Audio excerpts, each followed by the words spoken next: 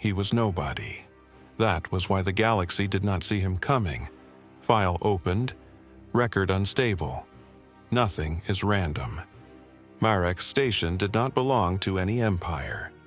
It belonged to cargo, debt, rust, old promises, and people who had nowhere cleaner to go. Ships came there to refuel, hide, trade, repair, disappear, or lie about where they had been. Tovan Rell worked Dock 9, Lower Ring, Shift 3. He fixed broken clamps, registered containers, cleaned leaked coolant, and pretended not to hear things smugglers said when they thought workers were invisible. Tovan liked being invisible. Invisible people survived longer on Marrekh.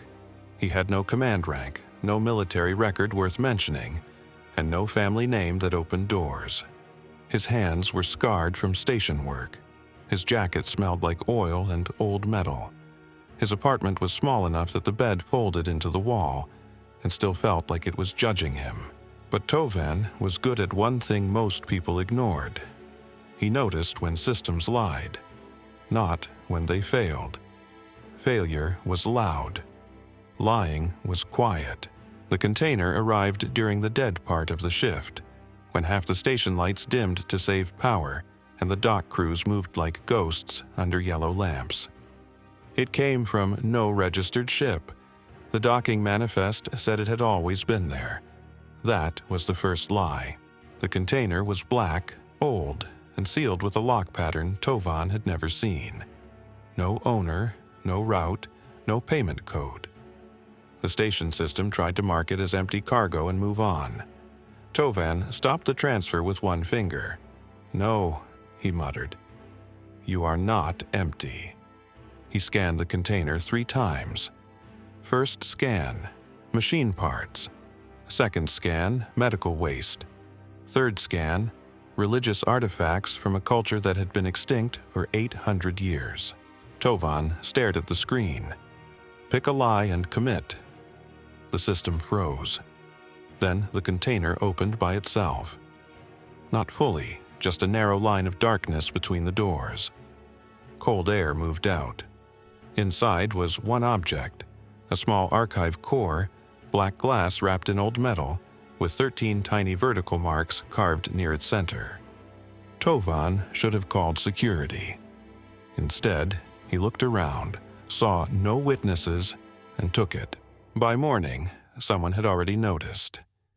Nharven found him near a noodle stall in the lower market, smiling like a man who sold secrets cheaper than bullets. "You took something from Dock 9, Nharven said. Tovan kept eating. "I move cargo all night."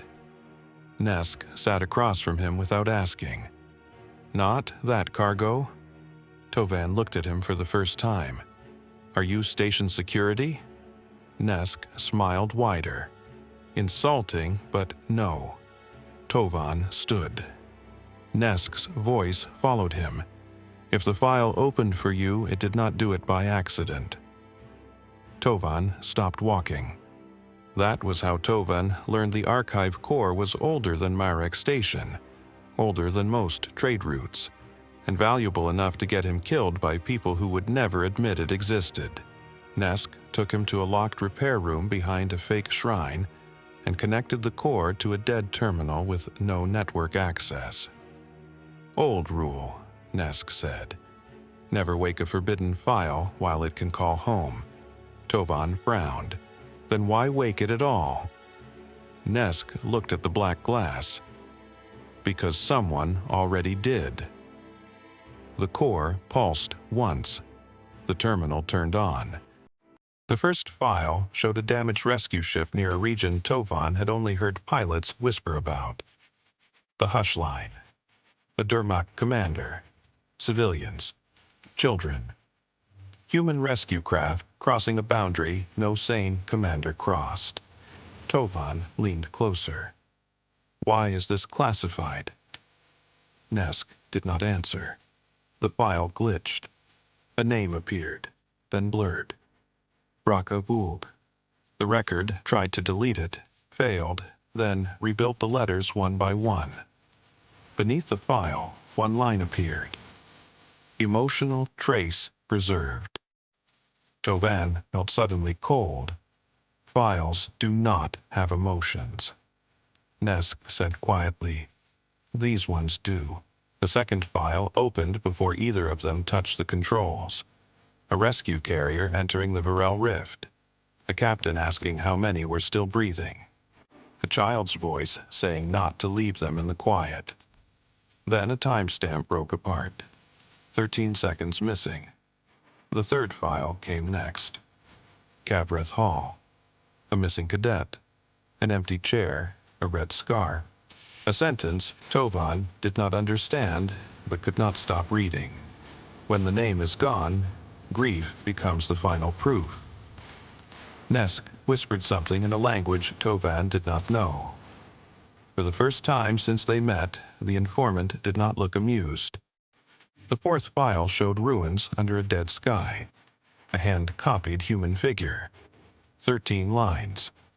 The number 150. The fifth showed a black glass planet, and a record that began after 13 seconds had already vanished. The files were not arranged by date. They were arranged by wound. Each one showed a different place, a different species, a different kind of impossible. But they all carried the same absence. Tovan felt it before he understood it. These were not random disasters. They were pieces of one thing breaking through the dark. Then the terminal displayed a new file name. Not opened, not corrupted. Waiting. Tovan Rell. Local witness status unconfirmed. Tovan stepped back so fast his chair hit the wall. "Why does it know my name?"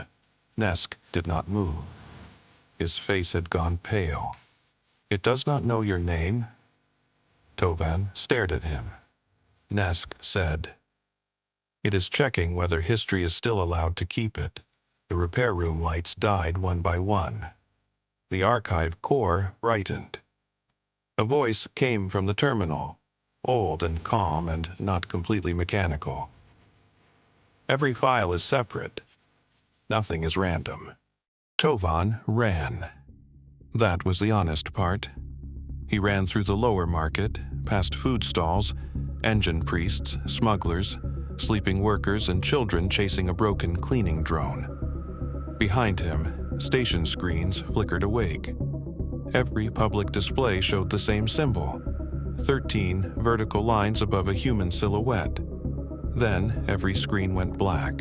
When the lights returned, no one reacted. No one but Tovan remembered the symbol. In his pocket, the archive core was still warm. On its surface, new words appeared under his thumb. "Do not return the file. Do not trust the station. The lock is listening."